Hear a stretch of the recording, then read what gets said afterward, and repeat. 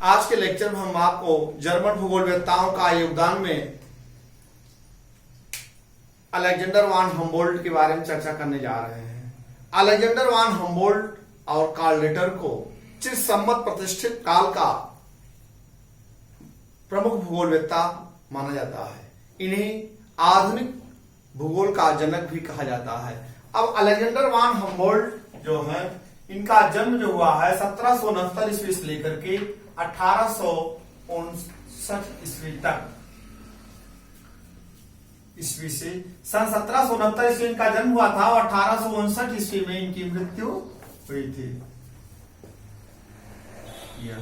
Alexander वान Humboldt को आधुनिक भूगोल का जनक कहा जाता है। इन्होंने 4000 मील की यात्रा की, एक लघु यात्रा की थी। इस लघु यात्रा में इन्होंने नवीनतम यंत्रों का प्रयोग किया था। जैसे आप सपोज कर लीजिए, आकाश की नीलिमा ज्ञात करने के लिए साइनोमीटर यंत्र का प्रयोग किया था। साइनोमीटर आकाश की नीलिमा ज्ञात करने के लिए साइनोमीटर। देशांतर का निर्धारण करने के लिए क्रोनोमीटर का यंत्र का प्रयोग किया था। क्रोनोमीटर का प्रयोग, जिसे हिंदी में कालमापी कहा जाता है। क्या कहते हैं उसको? कालमापी। और इन्होंने सेक्सटेंट, क्वाड्रेंट इत्यादि यंत्रों का प्रयोग करके इन्होंने पूरे विश्व का भ्रमण किया और इन्होंने ही सर्वप्रथम विश्व के मानचित्र पर समताप रेखाओं का निर्धारण किया। विश्व के मानचित्र पर सर्वप्रथम समताप रेखाओं का निर्धारण करने का श्रेय किसका है? अलेक्जेंडर वान हम्बोल्ट का। समताप रेखा का निर्धारण पूरे विश्व के मानचित्र के। समताप रेखा क्या होती है? समुद्र के तल से एक समान तापमान वाले ऊंचाई वाले स्थानों को मिलाने वाली रेखा को समताप रेखा कहते हैं। और इन्होंने विश्व के मानचित्र पर सर्वप्रथम प्राकृतिक वनस्पतियों को दर्शाया। ये भी इनका श्रेय है। विश्व के मानचित्र पर सर्वप्रथम प्राकृतिक वनस्पतियों को दर्शाया। प्राकृतिक वनस्पतियों को दर्शाया। ये इन्होंने यहां से शुरू किया था। ये जो थे प्रकृतिवादी भूगोलवेत्ता थे, इंडक्टिव मेथड के थे, अनुगमनात्मक विधि में विश्वास करते थे। अर्थात अलेक्जेंडर वान हम्बोल्ट को इन्हीं सब कारणों से इन्हें आधुनिक भूगोल का जनक कहा जाता है। इनकी प्रमुख रचनाएं जो हैं, पहला है आपका जो है राइनलैंड बेसाल्ट पर लिखा गया शोध ग्रंथ। हम्बोल्ट की प्रमुख रचनाएं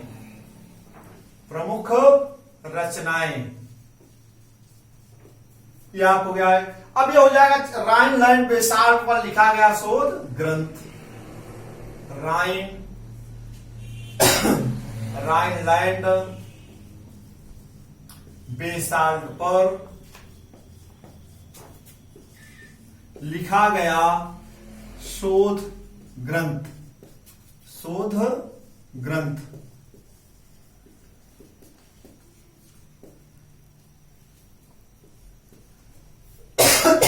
लिखा गया शोध ग्रंथ सन 1789 ईस्वी में। सन 1789 ईस्वी में। दूसरा आपका है जो है नई दुनिया के भूमध्य रेखीय प्रदेशों का आनुभविक वर्णन। नई दुनिया के भूमध्य रेखीय प्रदेशों का आनुभविक वर्णन।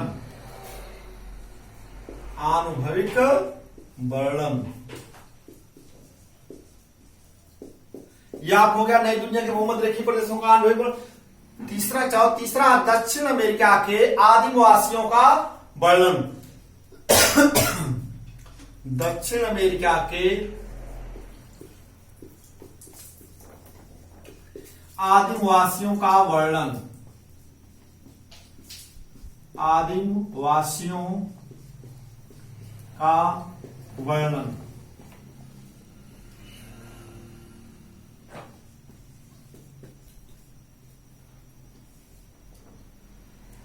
चौथा है प्रकृति दिग्दर्शन।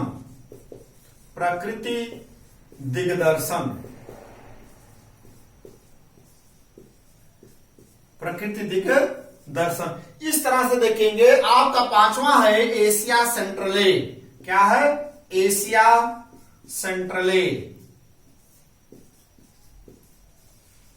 एशिया सेंट्रले। इस तरह से देखेंगे आप 5 खंडों में प्रकाशित, 5 खंडों में प्रकाशित कासमास, 5 खंडों में प्रकाशित कासमास, कासमास 1845 से लेकर के 1862 ईस्वी तक 17 खंडों में प्रकाशित है, 17 भागों में प्रकाशित है और इसको 5 भागों में प्रकाशित किया गया है। अब इस तरह से देखेंगे आपका चट्टानों की विशिष्ट स्थिति पर शोध। अब 7वीं रचना है कि चट्टानों की विशिष्ट स्थिति पर शोध। चट्टानों की विशिष्ट स्थिति पर, विशिष्ट स्थिति पर शोध। ये जो हो गया आपका हम्बोल्ट की रचनाएं हो गई। अब हम्बोल्ट की रचनाएं जो हैं अब इस तरह से हो गई, आप इसको याद रख लीजिएगा। अब देखेंगे एक रचना इनकी और है सुजाम हांग। सुजाम हांग वह इनकी एक और रचना है जिसे हम सुजाम हांग के नाम से जानते हैं। सुजाम हांग, सुजाम मांग हांग, सुजाम हांग ये रचना इनकी। अब सुजाम हांग की अवधारणा जो है जीव निर्जीव घटनाओं के क्षेत्र के बीच में सामंजस्य स्थापित करना। तो इसलिए सुजाम हांग की अवधारणा को इन्होंने विकसित किया। अब उसने एक और है आपका सृष्टि वर्णन, कॉस्मोग्राफी। कॉस्मोग्राफी, कॉस्मोग्राफी, कॉस्मोग्राफी को हिंदी में सृष्टि वर्णन कहा जाता है। सृष्टि वर्णन, सृष्टि वर्णन हो गया आपका। अब और अगला इनकी रचना यूरेनोग्राफी। यूरेनोग्राफी, यूरेनोग्राफी से आकाश का ज्ञान करने के लिए इन्होंने बनाया है यूरेनोग्राफी। आकाश में वैसे सौर नक्षत्र तारों का अध्ययन करने के लिए क्या है, आकाश के ज्ञान के लिए प्रयोग किया गया है यूरेनोग्राफी। इस तरह से आप देखेंगे इन्होंने जो है रचनाएं जो इन्होंने प्रयोग किया है हम आपको बता दिए। अब इनके कुछ नियम प्रतिपादित किए गए हैं। अब वह नियम क्या है आपका, जो है कुछ नियम जो है जैसे आपका चट्टानों जैसे क्रमबद्ध प्रणाली है, इनके जो नियम है हम्बोल्ट ने कुछ नियम प्रतिपादित किया है, जैसे आनुभविक विधि है, तुलनात्मक विधि है, इन सब विधियों का प्रयोग किया है। पहला आपका है हम्बोल्ट के कुछ नियम, उन्होंने जो नियम प्रतिपादित किया है जैसे क्रमबद्ध प्रणाली है। अब आपका क्या है, पहला क्या है इनके हम्बोल्ट के नियम है, नंबर 1 है आपका क्रमबद्ध प्रणाली। क्रमबद्ध प्रणाली, ये आपका क्रमबद्ध प्रणाली हो गया। इसी तरह से आप देखेंगे तुलनात्मक अध्ययन है, मानचित्र कला का प्रयोग है, मानचित्र कला का प्रयोग, तुलनात्मक अध्ययन, तुलनात्मक अध्ययन और आनुभविक शुद्धता, आनुभविक वर्णन की शुद्धता, आनुभविक वर्णन की शुद्धता। देखिए अनुभव के आधार पर भी इन्होंने जो वर्णन किया है वो भी जो है शुद्धता है। और इन्होंने प्राकृतिक नियमों को आधार मानना चाहिए। प्राकृतिक नियमों को देखिए हम्बोल्ट के 5 नियम हैं। क्रमबद्ध प्रणाली है, तुलनात्मक अध्ययन है, मानचित्र कला का प्रयोग है, आणविक अनुभव की शुद्धता है, फिर आप प्राकृतिक नियमों को आधार मानना चाहिए। यह जो है आपका हम्बोल्ट के प्राकृतिक नियम हैं। अब हम्बोल्ट की कुछ संकल्पनाएं हैं, उस संकल्पनाओं पर हम चर्चा करने जा रहे हैं। हम्बोल्ट की संकल्पनाएं। मानव सृष्टि की एक अभिन्न इकाई है। हम्बोल्ट की संकल्पनाएं।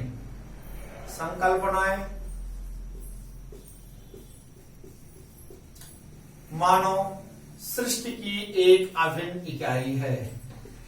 मानव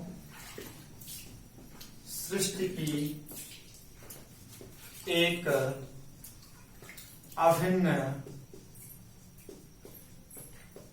इकाई है। ये इनकी संकल्पनाएं हैं। मानव सृष्टि की एक अभिन्न इकाई है।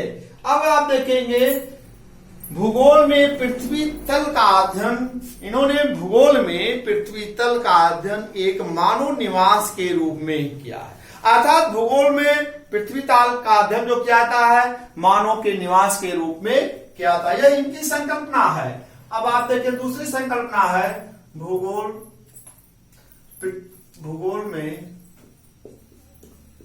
या भूगोल के भूतल पर मानव पृथ्वी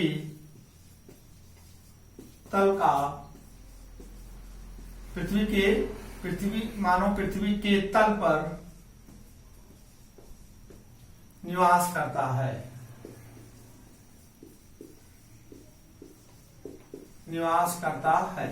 ये हो गया। और तीसरा इन्होंने प्रकृति की एकता पर बल दिया है। तीसरी संकल्पना है प्रकृति की यूनिटी ऑफ नेचर। प्रकृति की एकता पर बल दिया है।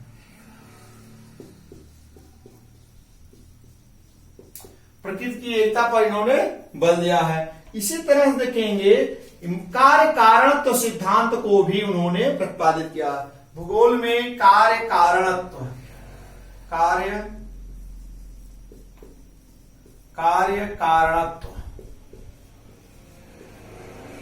सिद्धांत को प्रतिपादित किया है। कार्य कारणत्व को सिद्धांत को प्रतिपादित किया है। इसी तरह से इन्होंने पृथ्वी तल पर भौतिक और मानवीय संबंधों का अध्ययन, पृथ्वी तल पर मानवीय संबंधों का भी अध्ययन करना बतलाया था। अब आप देख लीजिए पृथ्वी तल पर भौतिक और मानवीय संबंध। पृथ्वी तल पर भौतिक और मानवीय संबंधों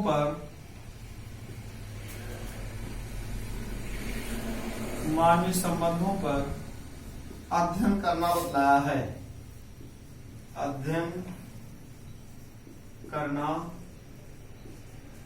बतलाया है।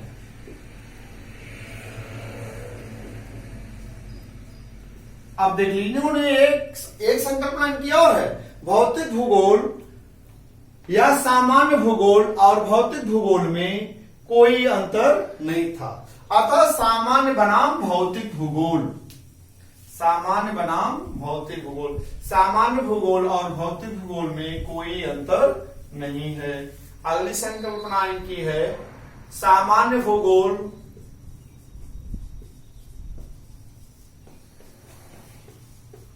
और भौतिक भूगोल में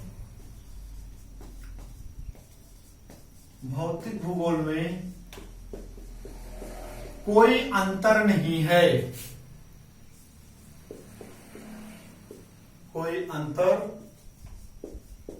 है। ये इनकी संकल्पनाएं हैं। अब देखिए इन्होंने सर्वप्रथम महाद्वीपीयता शब्द का प्रयोग किया है। अब इनकी जो और क्षेत्रों में इनका ज्ञान इन्होंने किया है, अपना ज्ञान को बढ़ाया है और क्षेत्रों में इन्होंने जो अपने रिसर्च किया है उन्होंने जो है खोज किया है, जिसे कर सकते हैं अनुसंधान किया है। इन्होंने महाद्वीपीयता शब्द का प्रयोग किया। जैसे महाद्वीपीय प्रकार की जलवायु पाई जाती, महाद्वीपीय तापमान, तमाम इस प्रकार से तमाम घटनाएं देखने को मिलती हैं पृथ्वी के तल पर। तो महाद्वीपीयता की अवधारणा का प्रयोग जो किया था वह अलेक्जेंडर वान हम्बोल्ट ने ही किया था। उसने विश्व के सर्वप्रथम औसत तापमान वितरण को महासागरों और महाद्वीपों का निर्धारण किया था। तो इस तरह से प्रकृति को जैविक समग्रता के रूप में इन्होंने अध्ययन किया है। किस रूप में? जैविक होलनेस। प्रकृति को जैविक समग्रता, जैविक समग्रता के रूप में अध्ययन किया है, जैविक समग्रता। इसी तरह से देखिए इन्होंने सर्वप्रथम पादप भूगोल की नींव रखी। किसने रखा? अलेक्जेंडर वान हम्बोल्ट ने पादप भूगोल की नींव रखी। पादप भूगोल की नींव रखी। ये सब परीक्षाओं में पूछा जाता है। विश्व के मानचित्र, पादप भूगोल की नींव किसने रखी? अलेक्जेंडर वान हम्बोल्ट ने। तो इस तरह से देखेंगे आप जो है हम्बोल्ट को प्राकृतिक वातावरण निश्चयवाद का प्रबल समर्थक माना जाता है। प्राकृतिक वातावरण के निश्चयवाद की ये प्रबल समर्थक थे। ये प्रकृतिवादी भूगोलवेत्ता थे। तो ये क्षेत्रों में हम्बोल्ट के बहुत सारे योगदान हैं। इन्हीं कारण इन्हें जो है आधुनिक भूगोल का जनक कहा जाता है। जर्मन भूगोलवेत्ताओं में ये चिर सम्मत प्रतिष्ठित काल के भूगोलवेत्ता हैं, हम्बोल्ट और कार्ल रिटर। इस तरह से जो है जैसे इनकी जो महत्वपूर्ण योगदान है, अब आप समझ के लिए नवीनतम यंत्र का प्रयोग किया था। इसी कारण नवीनतम यंत्रों में जैसे क्रोनोमीटर का देशांतर रेखा का निर्धारण करने के लिए इन्होंने क्रोनोमीटर यंत्र का प्रयोग किया, जिसे हम कालमापी के नाम से जानते हैं। फिर आप देखेंगे आकाश की नीलिमा ज्ञात करने के लिए साइनोमीटर यंत्र का प्रयोग किया इन्होंने। विश्व के मानचित्र पर सर्वप्रथम समताप रेखाओं का प्रचलन का प्रारंभ किया है। किसने किया? हम्बोल्ट ने किया। विश्व के मानचित्र पर सर्वप्रथम प्राकृतिक वनस्पतियों को दर्शाने का श्रेय किसको है? हम्बोल्ट को है। इसी तरह इन्होंने सर्वप्रथम पादप भूगोल की नींव रखी, हम्बोल्ट को ही योगदान है। फिर इन्होंने महाद्वीपीयता शब्द का प्रयोग किया गया, महाद्वीपीयता की अवधारणा का भी प्रयोग किया। फिर आगे चल करके आपको एक और बता दें, बर्फाच्छादित क्षेत्रों में साइबेरियाई क्षेत्रों का अध्ययन करके इन्होंने परमाफ्रॉस्ट शब्द का भी प्रयोग किया था अलेक्जेंडर वान हम्बोल्ट ने। इस तरह से इन्होंने विश्व के मानचित्र पर महासागरों और महाद्वीपों पर जो औसत तापमान को निकाला था, विवरणों का प्रयोग किया था अलेक्जेंडर वान हम्बोल्ट किया था। और ये जो थे इंडक्टिव मेथड के भूगोलवेत्ता थे, अनुगमनात्मक विधि के समर्थक थे। इस तरह से जो है और इनकी बहुत सारी रचनाएं हैं, जैसे विभिन्न अक्षांशों पर ऊंचाई के साथ, विभिन्न अक्षांशों पर ऊंचाई के साथ जो तापक्रम क्या है कम होता चला जाता है। इसका अध्ययन इन्होंने ही सर्वप्रथम किया कि विभिन्न अक्षांशों पर जाने पर ऊंचाई के साथ तापक्रम घटता चला जाता है। तो इन्होंने बहुत सारी चीजों का अध्ययन किया और इन्होंने मानवीय तथ्यों को उतना ही महत्व दिया है जितना प्राकृतिक तथ्यों को दिया है।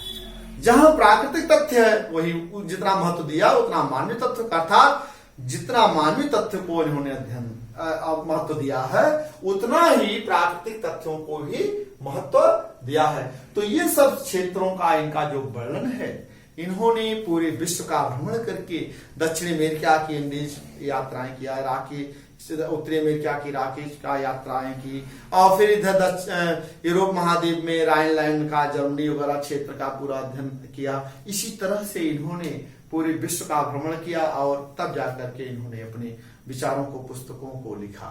इसी कारण इन्हें जो है आधुनिक भूगोल का जनक कहा जाता है। अब हम आपको अगले दिन जो है कार्ल रिटर के बारे में चर्चा करेंगे। ठीक है, धन्यवाद।